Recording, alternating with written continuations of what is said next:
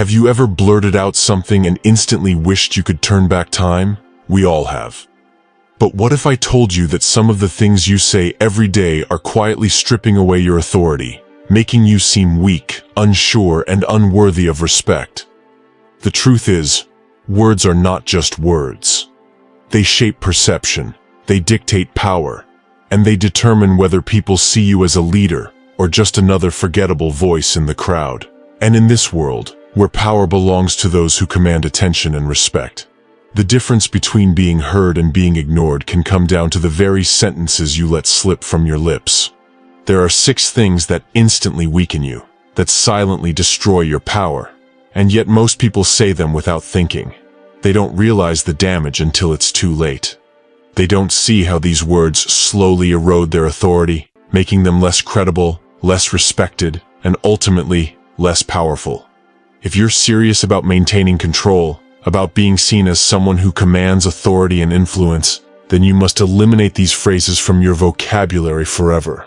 The first thing that weakens you instantly is saying, "I don't know what to do." It seems harmless, maybe even honest, but it kills your power instantly. Picture this. You're in a situation where people are looking to you for guidance. Maybe it's at work, maybe it's in a high-pressure moment where leadership is required. The second those words leave your mouth, you send a clear message. You are not in control. You don't have answers. You are not the person they should rely on. Leaders, people of power, they don't always have the right answers either, but they never admit uncertainty. They own the moment. Instead of saying, "I don't know what to do," say, "We'll figure this out." Instead of displaying helplessness, display certainty.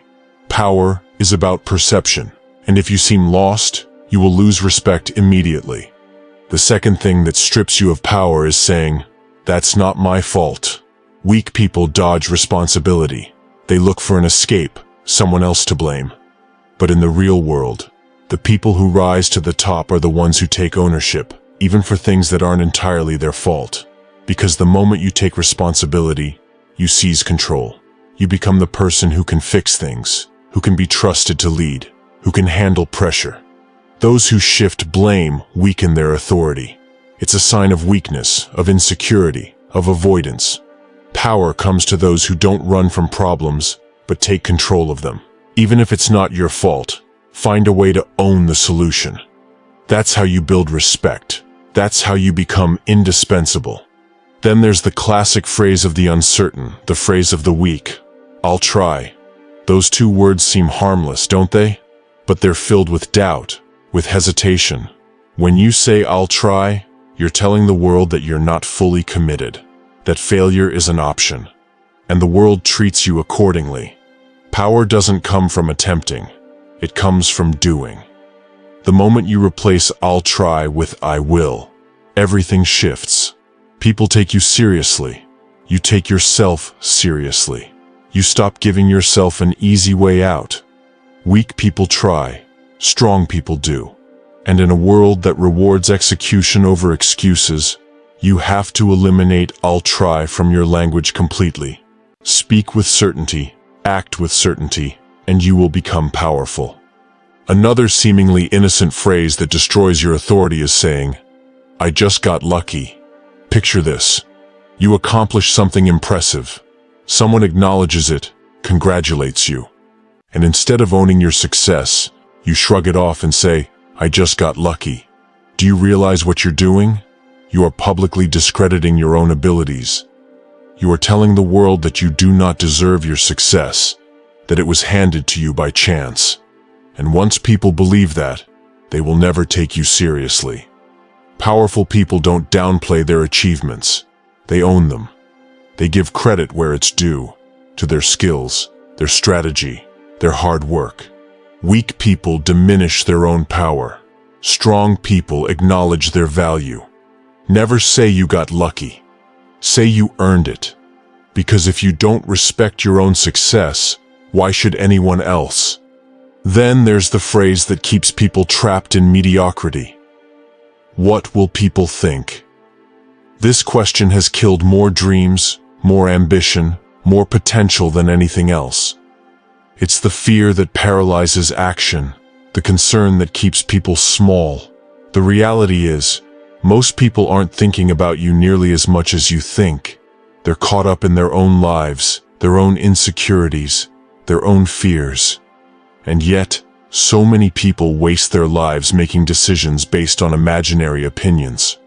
Powerful people, they don't care about being liked, they care about being respected. They don't adjust their goals to fit someone else's comfort zone. They do what's necessary. They do what makes them stronger. The second you stop asking, "What will people think?" and start asking, "What will make me more powerful?"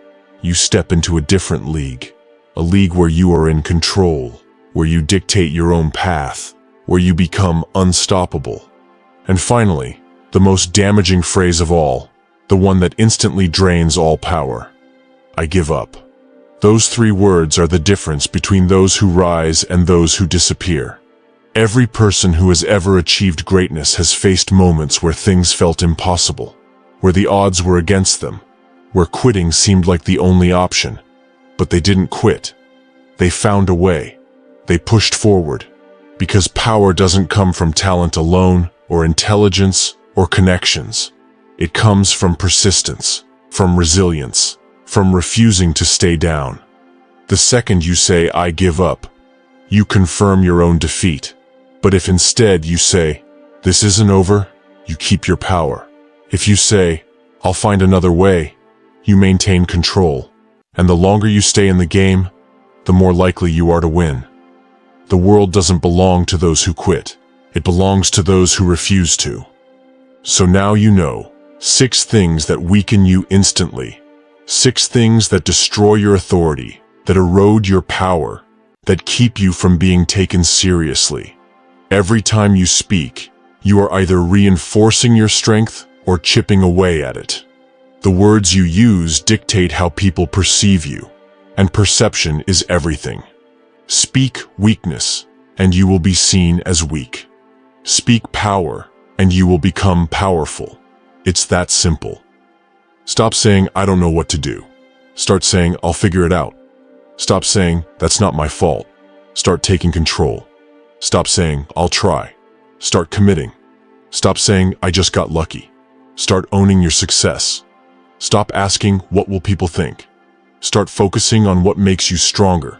And never ever say, "I give up." Because the ones who don't quit, they win. And that's the difference between power and powerlessness. That's the difference between being ignored and being respected. And that is the difference between those who lead and those who follow. If you found this video valuable, drop a comment below with your thoughts. I'd love to hear from you, and don't forget to like, share, and subscribe for more powerful insights. You're only getting started. Just wait till you see what's next. Click the next video to unlock even more powerful insights. See you in the next one.